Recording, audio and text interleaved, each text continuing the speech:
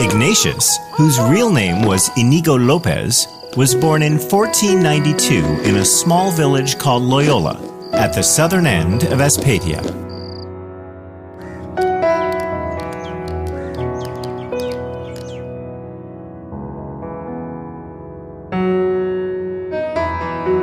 Inigo was the youngest of 13 children.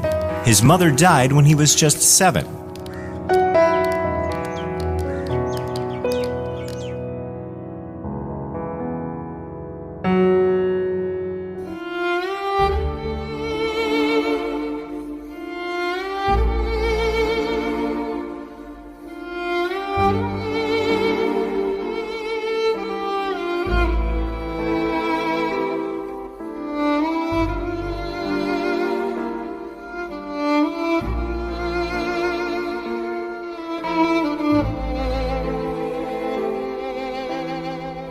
And he was then raised by Maria de Garin, who was the wife of a blacksmith. His last name, Loyola, was taken from the village of his birth.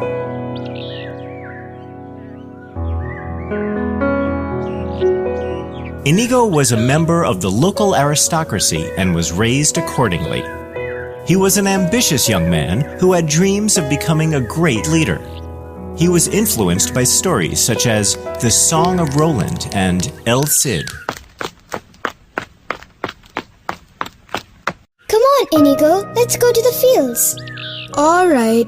What were you reading? It was The Song of Roland. It's about an epic battle that took place years ago. Ha ha ha! Why are you reading those old books? It's such a waste of time. No, my friend. I'm gonna be a great soldier.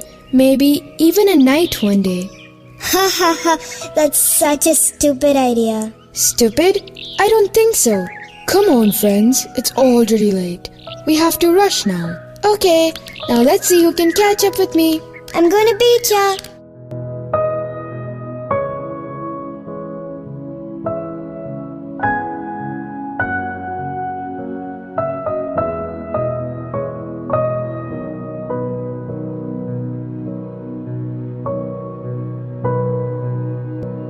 When he was 16, he started working for Juan Velasquez, the treasurer of the castle.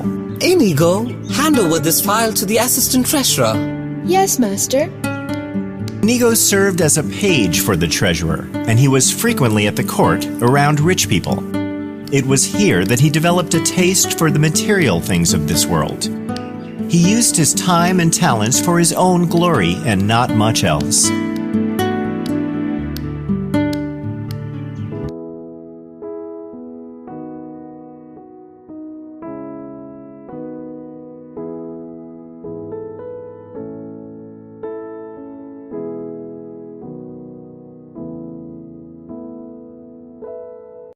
The employment didn't last for a long time, though, and eventually, he became a soldier in the Spanish army.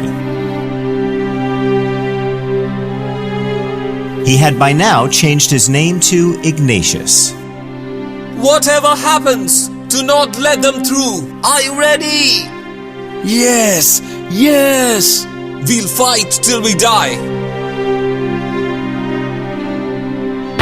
Ignatius had won many battles for the Spanish army, but he got terribly wounded in this fight against the French.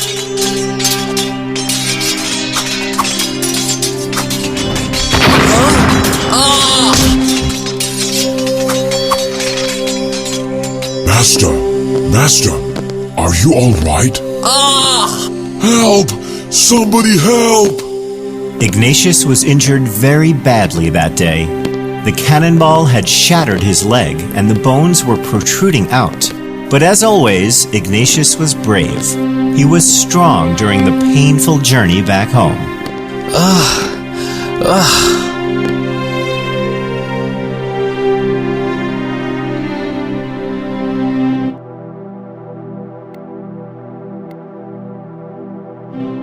Ignatius, wake up! Ignatius! Huh? There you are. Thank you for saving me, Doctor. Don't thank me yet. There is some good news. And I'm afraid I may have some bad news for you as well. What is it, Doctor? Good news is that your leg has finally started healing. We think you will be able to start walking in a few days' time. Wow, that's wonderful, doctor. Did you hear that, my friend? And what's the bad news? One of the bones in your broken leg is sticking out, and it has formed an ugly bump just under your knee. Will I be able to walk? Yes, but I'm afraid one of your leg is shorter than the other one, so you will have a slight limp while walking. Oh no! Don't worry, Ignatius. It's a miracle that you are alive now. You should thank God for that. Don't worry, my friend. You will be all right.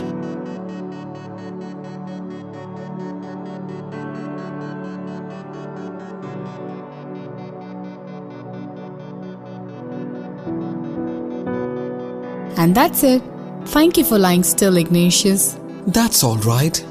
Sister, can you do me a favor? What is it? You must know that it's quite boring to lie down here with nothing else to do. Could you get me some books to read? Let me see what I can do. We don't have a library here, but the head nurse has a habit of reading, and she must have something. I'll go and ask her. Thank you, sister. Also, if you don't mind, it would be great if you can get me some books and romances of chivalry. I really enjoy reading those. I don't think the head nurse would be having such type of books. Anyways, let me see.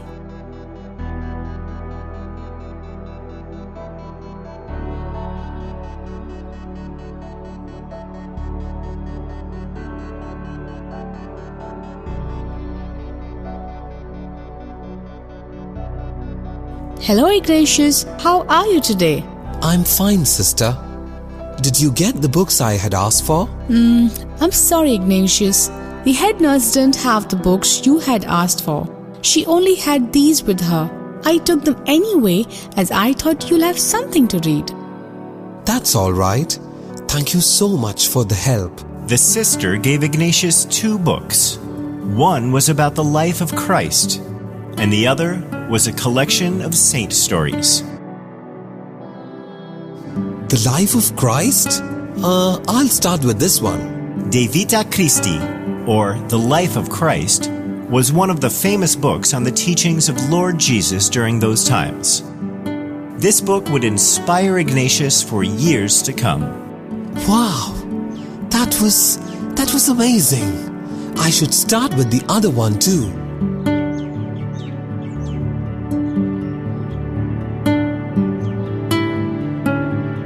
Ignatius then started reading the other book, which had a collection of saint stories.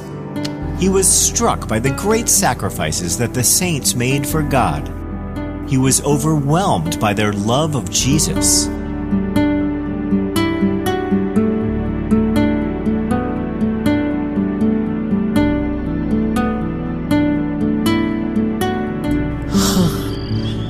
What am I doing with my life? These people, they did so much good during their time on earth. And me? What have I done so far?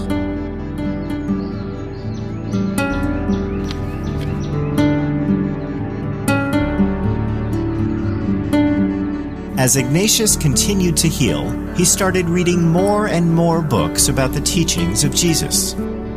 He also started praying seriously. God's peace filled his heart and assured him that he was on the right path.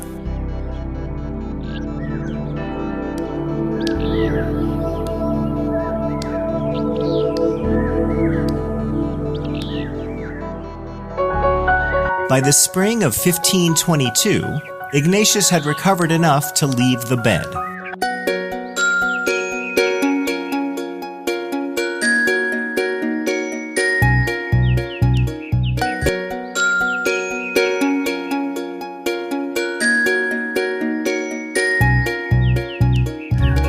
Hello, brother. Me, sir? I want to give you my clothes, sir. Will you accept them? Of course, sir. May God bless you. Here you go. Now all of my clothes are yours now. Thank you, sir.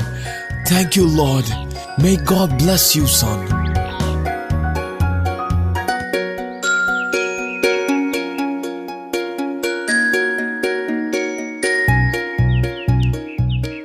then he went to the Benedictine monastery, and he laid down his sword and his armor.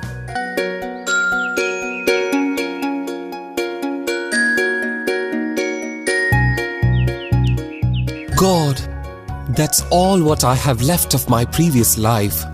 I will be a new man from now onwards. Thank you for showing me the way. He then walked to a hospital in the town of Manresa.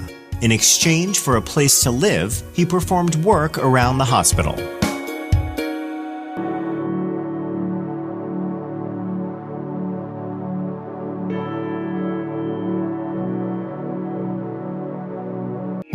In order to live in absolute poverty, he even begged for his food.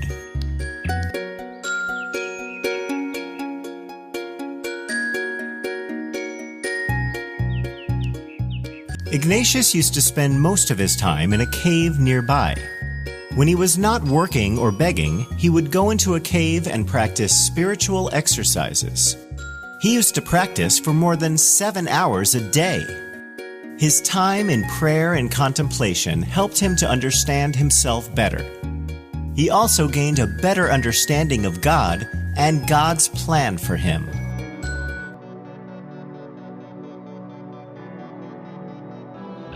Ignatius knew that he had to become a priest, but he didn't have the educational qualification. In those days, Mass was held in Latin, but Ignatius didn't even know a bit of Latin. So for his first Latin lessons, big, rough Ignatius had to sit in a classroom with a bunch of 10-year-old students.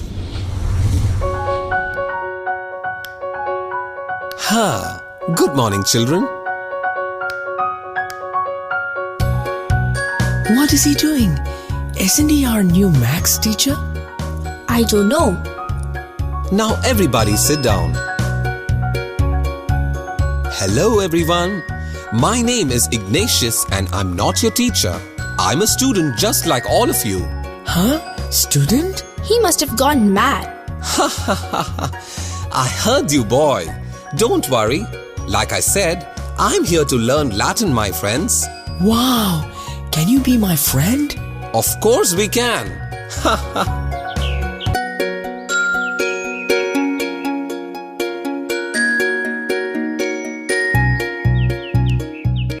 After this initial schooling in Barcelona, he moved to a Spanish university in Alcalá, and then Salamanca in the north. In both places, along with his studies, he engaged with people in conversation about spiritual matters.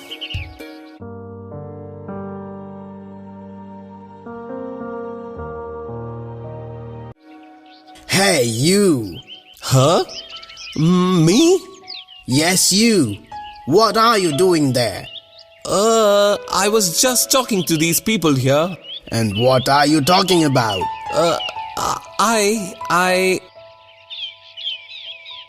We were having a discussion about spiritual matters, sir. Why do you ask? Is there a problem? Yes, there is a problem. This man here was arrested twice before for engaging in theological conversations without having a degree. What? You don't have a degree in theology? Is it true? Yes, sir, it's true. I don't have a degree in theology.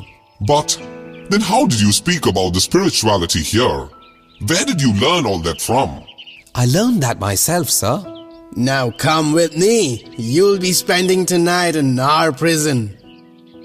What a bright man he is.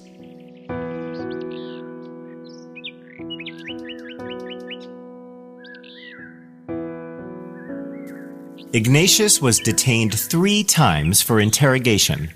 The charges were always the same, that he dared to speak about theological matters when he did not have a degree. He was always found innocent and released the next day.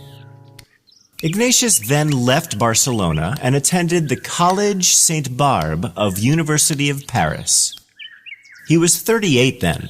It was here that he met the 2 most important people in his life who would help him to build the Order of Jesuits. While at the University of Paris, Ignatius became friends with Peter Faber, a young man from Savoie, south of France. It's amazing that you have the will to learn, even at this age. The words that you speak, they are so inspiring. I found my calling pretty late in my life. That must be Francis, my roommate. Hello, Francis. Hello, Peter. How are you today? I'm doing fine. I want you to meet my friend Ignatius of Loyola.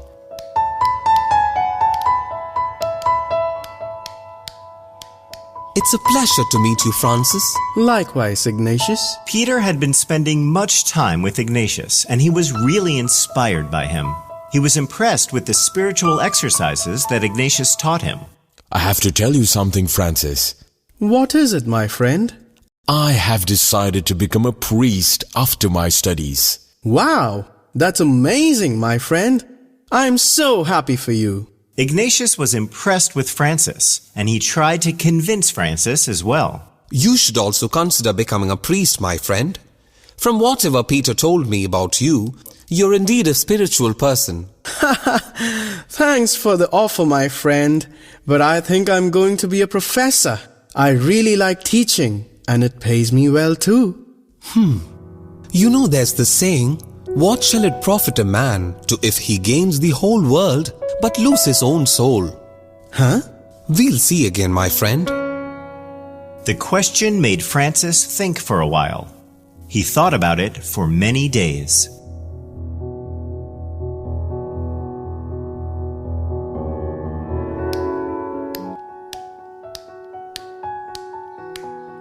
So what do you say, Francis?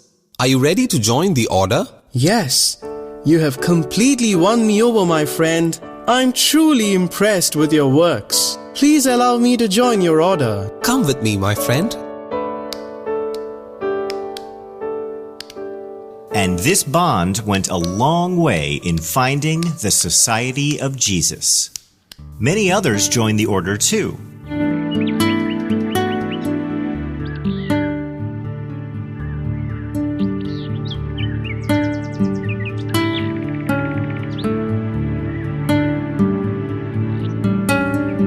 I would gladly give up my life if there was an offer for immediate heaven. You shouldn't think that way, Linus.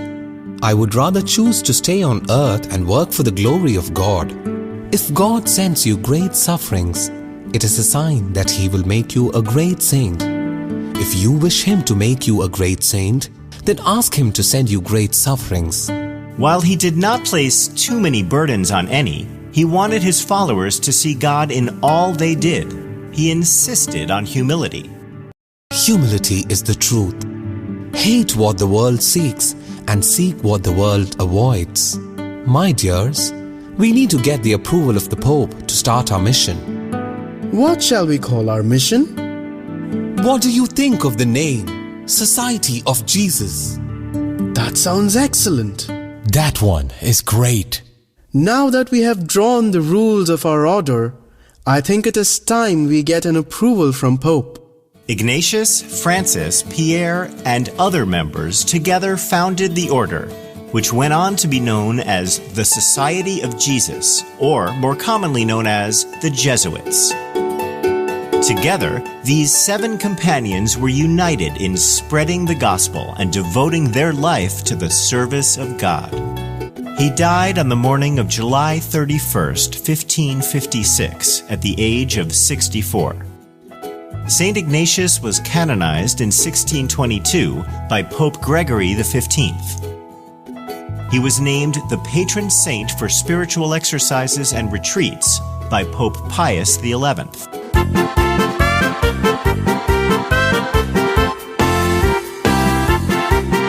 We hail thee, Saint Ignatius, the founder of Jesuits.